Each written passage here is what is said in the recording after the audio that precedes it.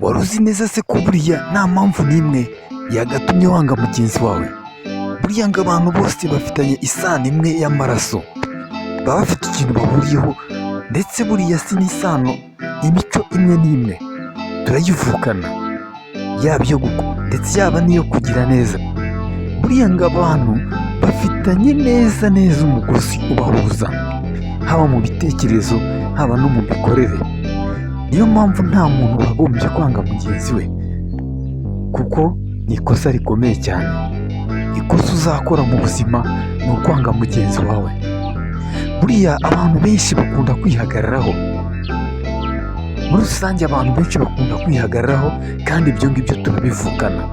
Kwiyemera no kwiyemera, ugasanga umuntu yiyemera rwose ko arenze.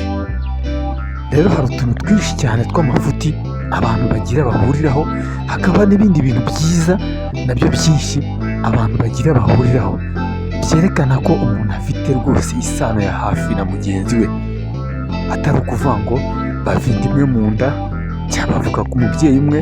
Oya,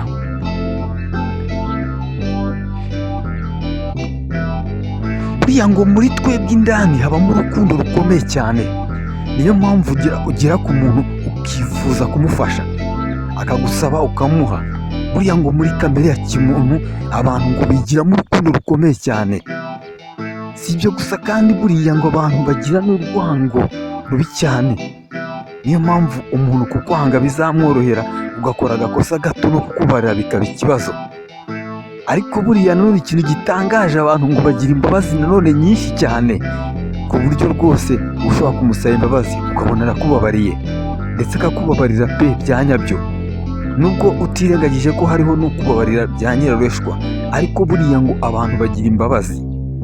Buriya rero no muri kamere ya muntu ngo abantu benshi bagira ibyifuzo byinshi cyane, ngo umuntu arinda apfa acyifuza.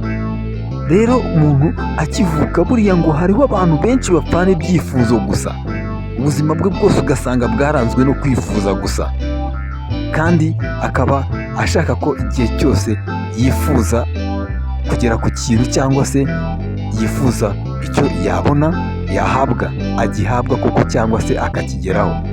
Mbese nta gusubira inyuma. Ibyifuzo bya mwene muntu ni byinshi cyane, biteye ubwoba. Hari n'igihe yifuza ibibi, ukifuza mugenzi wawe ko yapfa akavaho. Rero umuntu aba akeneye kwifuza byinshi cyane, ndetse ku buryo agera n'aho apfana ibyifuzo bye. Rero buriya ngo abantu bakeneye kugera ku ntsinzi, buriya ngo nutsindwa ntabwo bimushimisha. Niyo mpamvu ubona hari igihe bamwe babishyiramo n'amashyari, ugasanga umuntu kubera ko ashaka kugera ku ntsinzi gusa yanamara abantu, ariko intsinzi ikagerwaho. Hariho n'ababikora kuko bakagambana, bagahemukira abandi kugira ngo bagere ku ntsinzi zabo. Muri kamere ya kimuntu rero hari ibintu byinshi cyane birenze n'ibyo bitanu tumaze kubona, kuko buriya umuntu akimara kuvuka yavukanye n'irari. Umuntu buriya aba afite irari, ryaba iry'ubutunzi ryaba se iryo kwigwizaho ibimushimisha, ariko umuntu ahora n'irari. Urumva rero mu bintu bitanu twabonye, umuntu afite ibintu byinshi cyane rwose aba yifuza, rero bimuranga, kandi ibyo bintu abantu bose bakabihuriraho. Niyo mpamvu twese tuva amaraso, niyo mpamvu benshi bajya banavuga ngo turi bene Adamu. Ni ukubera ko buriya ingeso mbi n'inziza turazihuza, usibye guhora duhanganye nazo, duhanganye na kamere yacu.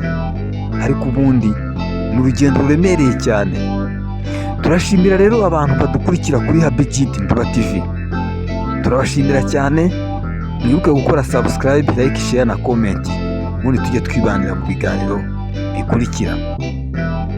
Amahoro y'Imana rero abane namwe.